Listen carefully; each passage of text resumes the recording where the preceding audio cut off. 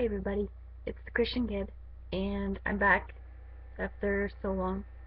Um, it's been really busy. Sorry that it's been like forever. Um, but I'm back after a long time. Again, I'm really sorry. So today, I'm gonna be doing a uh, what do you call it? A study on the book of Genesis. I've found some really cool um, studies um, on Genesis.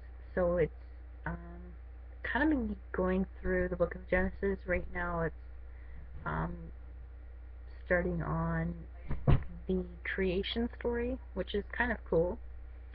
So I'm debating if I should read it. I guess I could. I'll read it. Set that there.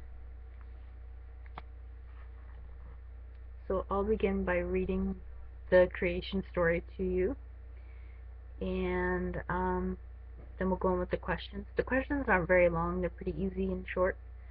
It's the reading that'll probably take the most time, but once we get the reading done, we'll go on to the questions and we can talk a little bit. So, let's begin. So, in the beginning, God created the heavens and the earth. The earth was empty, and a formless mass cloaked the darkness, and the Spirit of God was hovering over its surface. And God said, "Let there be light," and there was light. And God saw that it was good. Then he separated the dark from the light. And God called the light day, and the darkness night. Together these made up one day. And God said, "Let there be space between the waters to separate the water from water." And so it was. God made the space to separate the waters above from the waters below. And God called the space sky. This happened on the second day.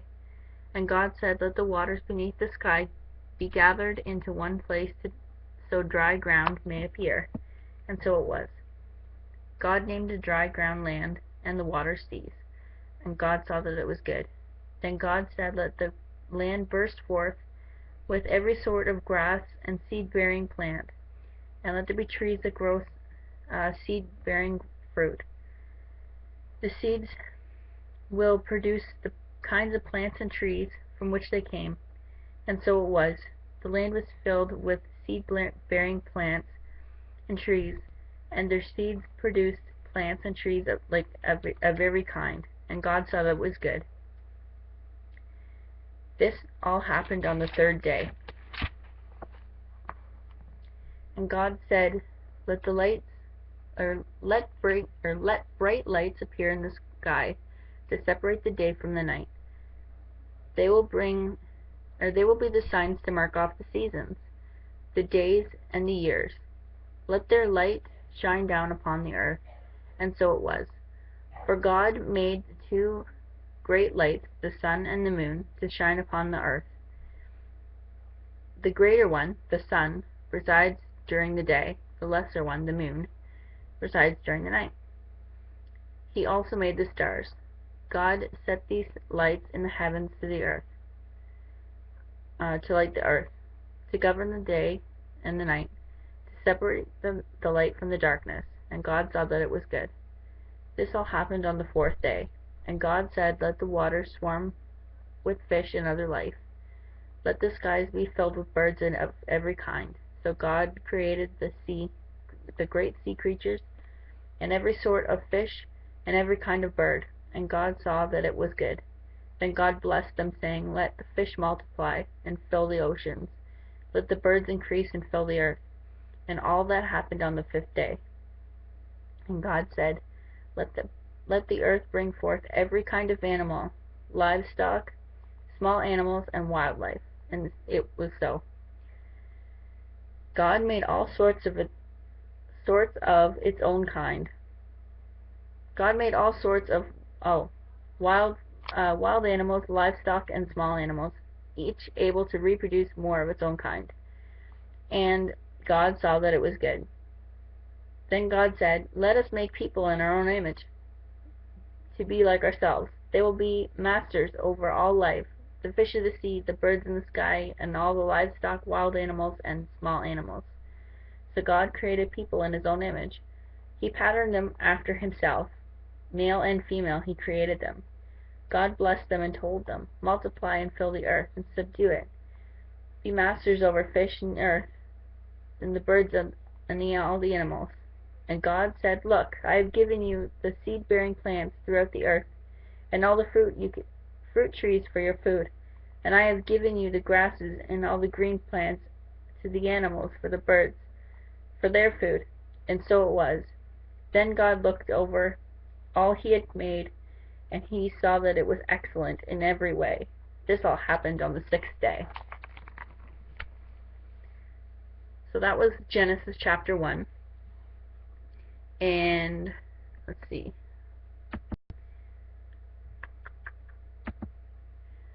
So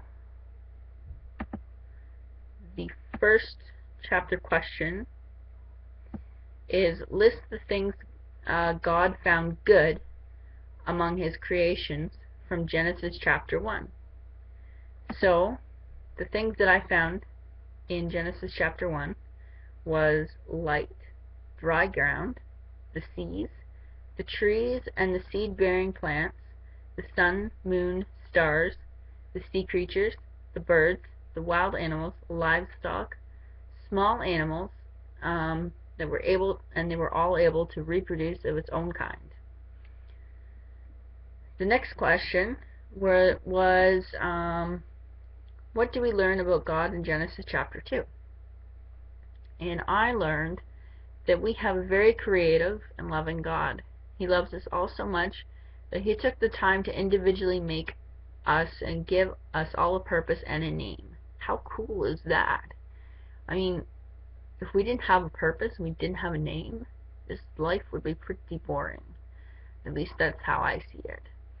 And he gave us a spot in this world, and even those things for those and even those things that for those people and for those animals that weren't even conceived yet. He had us all in mind and everything before like we were even thought of. Like, how cool is that?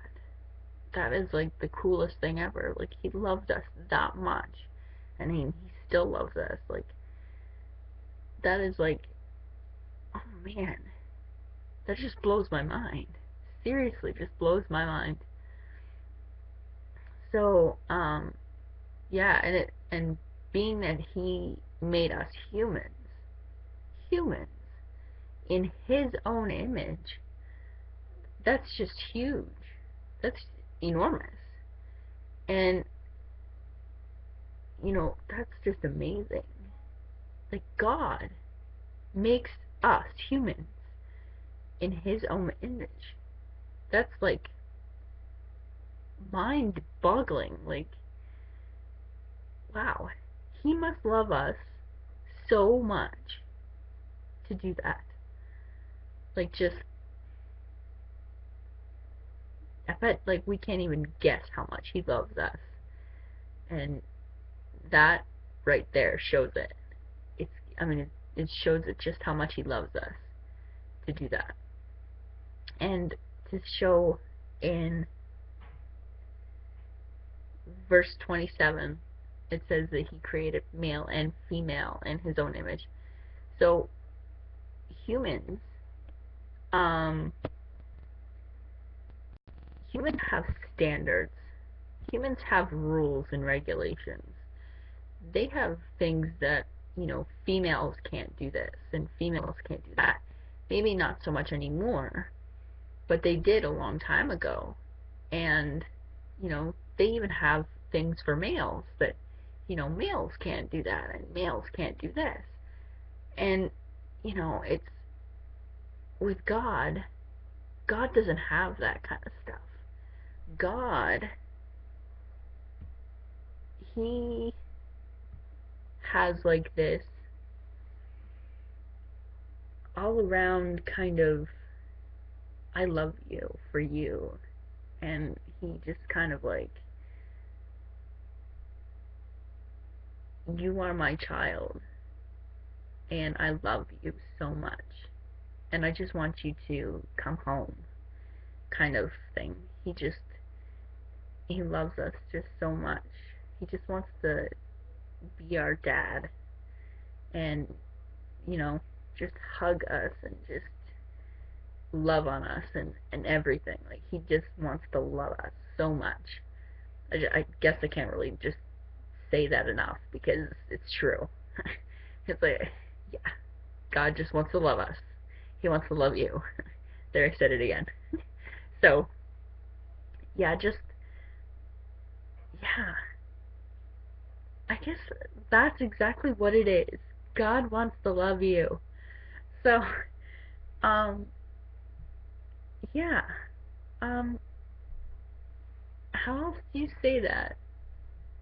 That's what I've learned from this part. So, going back to that part, um, there's questions here, and four of them are: considering God's creation, what do you find astounding?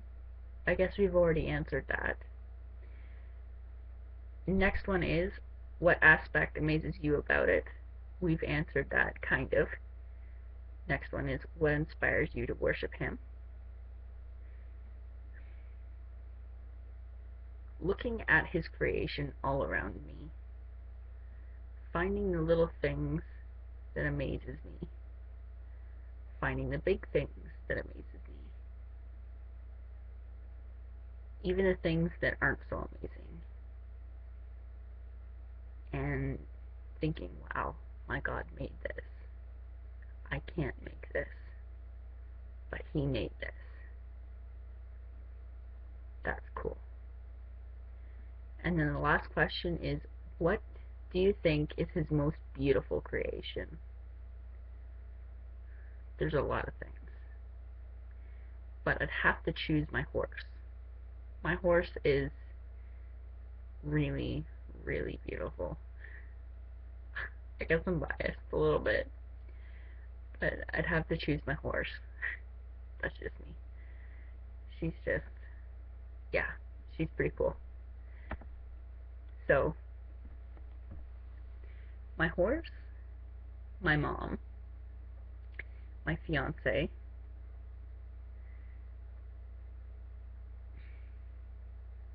I don't know.